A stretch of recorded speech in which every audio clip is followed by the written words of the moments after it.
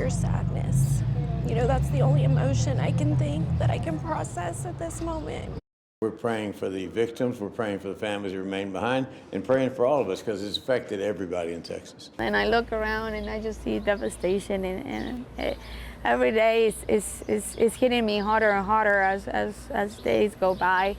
But my God, my friends, my community, they're being absolutely amazing. All you can do is recover and keep moving and honor the ones who didn't make it, because that's what they would want. 1 week after the deadly flooding, we are hearing from so many survivors, so many business owners, and the efforts continue today on this Friday. Thank you for being up with us early, Houston. It is 5 o'clock. I'm Stephanie Simmons. And I'm Devon Roming in for Jacob Rascone. And this morning, we are continuing to follow the devastation in the Hill Country after the deadly 4th of July flooding. Today, President Donald Trump and the First Lady Melania Trump are expected to visit Kerrville to get an up-close look at the destruction left behind by the wall of water that was the Guadalupe River. Earlier this week, President Trump issued a major disaster declaration for Kerr County. And now Governor Greg Abbott is directing the Texas Division of Emergency Management to officially request more counties be added to that declaration. That list includes Travis County, where 8 bodies have been recovered and 4 people are still missing, along with Williamson, Burnett, Tom Green, and San Saba counties. Now, this all comes as families prepare to say their final goodbyes to their loved ones. Starting today, funeral services will be held across the state, including right here in Houston. That includes family and friends who will gather to remember the lives of Molly Claire DeWitt and Lainey Landry, who were both just 9 years old.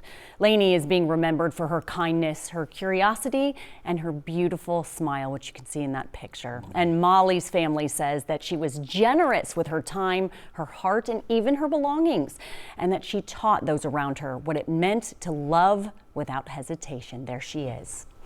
Right now, crews are preparing to enter the 8th day of search and rescue efforts. As of this morning, officials have confirmed at least 121 deaths statewide, and there are 161 people who are still missing in Kerr County alone. At least 10 more people are missing from other parts of the state. We are joined now by CNN correspondent Lee Waldman in Kerrville this morning. Yeah, Lee, we've spoken with residents along the Guadalupe River all week long, but what are you hearing from them this morning?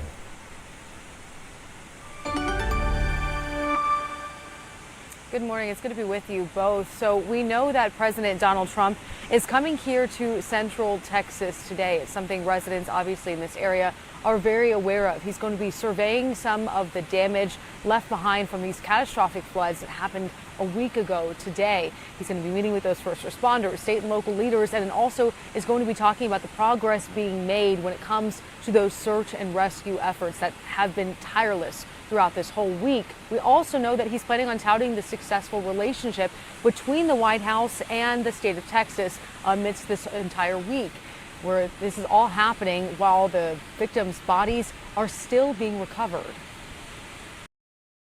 There was 5 as of yesterday over there and 1 on this side.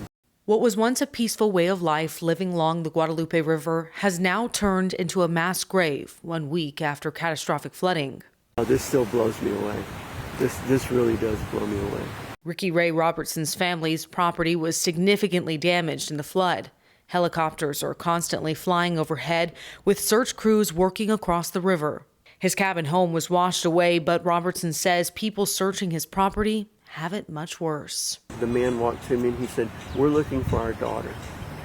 And he said, "I know we're not going to find her, but we can't just sit in a hotel." Up the road near a local park, 91-year-old Charles Hansen has started clearing debris every morning, finding solace in the work. On behalf of the people who can't be here or shouldn't be here right now, I'm here. A week after disaster struck, the communities along the now calm Guadalupe trying to find a way forward. But I think the best thing I can do in respect for the people is to help clean up the mess. They're not numbers. You know, they're little girls and men and mothers and fathers. And what is this? You know, a big square box full of stuff, you know, that I can easily rebuild.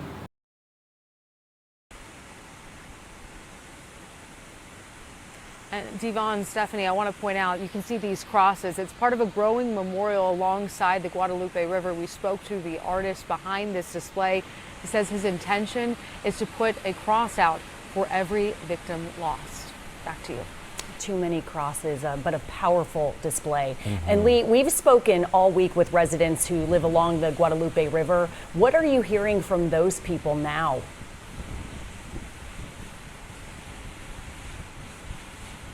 Well, from those people now, we're seeing solidarity in their community. We see people coming out, trying to clean up some of the debris that is left behind. We're also seeing calls for answers from many in this community, asking for a clear picture about what happened in those hours leading up to the flood. They're calling, there's a growing petition online to install a flood warning system after Kerr County saw at least 96 deaths over the course of this week from this devastating flood. That petition has already reached 40,000 signatures. And we also know that a state senator in Texas is going to propose legislation to install flood warning systems this coming legislative session, hoping to install warning systems in local counties so that we don't see this level of devastation again. But when we were speaking to Ricky Ray Robertson, that man who says they found several bodies on his property, he says, first responders did save lives here. On his road alone, they drove past with sirens and honking, warning them of the devastating floodwaters that were coming their way. Lee Waldman in Kerr County there for us this morning. Thank you so much. And of course, we'll be there live in Kerr County to bring you the latest from the president's visit later this morning. Now, in the aftermath of the deadly Hill County floods, tow truck drivers are stepping up in ways no one expected. And what they are saying that they're seeing on the job will stay with them forever. Those drivers have been pulling cars out of trees. They've been digging through the mud. And in some cases, they are the very ones who are finding the missing people. The towing company JD's Record just added a new off-road recovery unit and said that it is already making a difference. To places that big excavators can't. This has a long winch cable on it. We're able to pull cars out of places that, a lot of first responders can't get to. Our role is just to get the vehicles to a safe place to then be searched. That is not to say that our towing guys have not seen things that will stick with them forever. And the company Integrity Towing told us their first call came in around 5:30 a.m. on the 4th of July. That call was about an RV that needed help. But in the roughly 10 minutes that it took them to arrive, that RV and several others had already been swept away.